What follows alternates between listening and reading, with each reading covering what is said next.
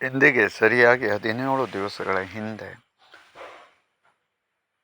ಒಂದು ಹುಡುಗನಿಗೆ ಆರೋಗ್ಯದಲ್ಲಿ ವ್ಯತ್ಯಯ ಅಂತ ಹೇಳ್ಕೊಂಡು ಸಾಧಾರಣ 3 ವರ್ಷದಿಂದ ಆಸ್ಪತ್ರೆ ಇತ್ಯಾದಿಗಳನ್ನು ತಿರುಗಿ ನೋವಿನಿಂದಾಗಿ ಓರ್ವ ವ್ಯಕ್ತಿಗಳು ತಿಳಿಸಿದ ಪ್ರಕಾರದಲ್ಲಿ ನಮ್ಮಿದ್ದಲ್ಲಿಗೆ ಬರ್ತಾರೆ. ನಾವು ಇಷ್ಟು ಸಣ್ಣ ಹುಡುಗನಿಗೆ ವಾತ ಪ್ರಕೃತಿಯನ್ನು ನೋಡಿ ಒಂದು ರೀತಿಯಾದಂಥ ಆಶ್ಚರ್ಯವೂ ಕೂಡ ಉಂಟಾಗುತ್ತೆ. ಆದರೆ ಅದಕ್ಕೆ ಚಿಕ್ಕವರು ದೊಡ್ಡವರು ಹೇಳ್ತಕ್ಕಂಥ ಭೇದ ಭಾವ ಇದೆಯಾ? ಇಲ್ಲ. ಆ ನಿಟ್ಟಿನಲ್ಲಿ ವಿಚಾರವನ್ನು ಮಾಡಿ ಅದಕ್ಕೆ ಸರಿಯಾದ ರೀತಿಯಲ್ಲಿ ದರ್ಭ ಚಿಕಿತ್ಸೆ ಹೇಳ್ತಕ್ಕಂಥದ್ದನ್ನು ಮಾಡ್ತೇವೆ. ಮಾಡಿ ಇವತ್ತಿಗೆ 17 ದಿವಸಗಳಾಗಿದೆ.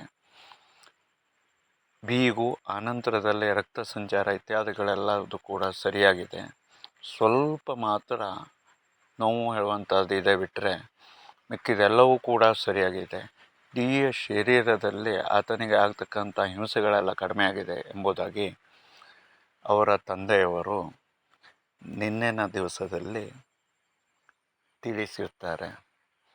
ನೋಡಿ, ದರ್ಭ ಚಿಕಿತ್ಸೆಯ ಒಂದು ಮಹತ್ವ ಹೇಳ್ತಕ್ಕಂಥದ್ದು ಎಷ್ಟು ಬೇಗ ಪರಿಣಾಮವನ್ನು ಕೊಡ್ತದೆ ಅಂತ ಹೇಳುವುದಾಗಿ ಒಮ್ಮೆ ಯೋಚಿಸಿ. ಮತ್ತು ಅಷ್ಟೇ ಅಲ್ಲದೆ ಎಷ್ಟೋ ಸಮಯದಿಂದ ವೇದನೆಯಲ್ಲಿ ಬಳಲ್ತಾ ಇದ್ದಂತಹ ವ್ಯಕ್ತಿ ಕೇವಲ 17 ದಿವಸದಲ್ಲಿ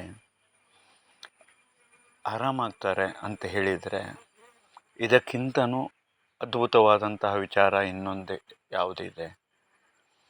ಮತ್ತು ಅಷ್ಟೇ ಅಲ್ಲದೆ ಆ ಒಂದು ತಂದೆ ತಾಯಿಗಳಿಗೆ ಎಷ್ಟು ಖುಷಿಯಾಗಿರಬೇಡ. ಮತ್ತು ಅಷ್ಟೇ ಅಲ್ಲದೆ ಆತನಿಗೆ ಕೂಡ ಅಷ್ಟೇ ಒಳ್ಳೆಯದು ಕೂಡ.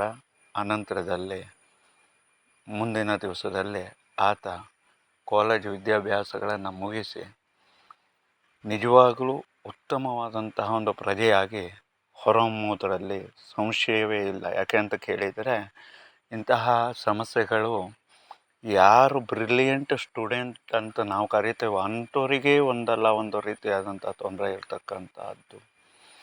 ಅದರಿಂದ ಆತ ಪಾರಾಗಿದ್ದಾನೆ. ಹಾಗಾಗಿ ಮುಂದಿನ ದಿವಸದಲ್ಲಿ ಒಂದು ಅದ್ಭುತವಾದಂಥ ವ್ಯಕ್ತಿಯಾಗಿ ಹೊರಹೊಮ್ಮುತ್ತಾನೆ ಅಂತಕ್ಕಂಥ ಮಾತನ್ನು ಈ ಸಮಯದಲ್ಲಿ ಹೇಳ್ತೇನೆ.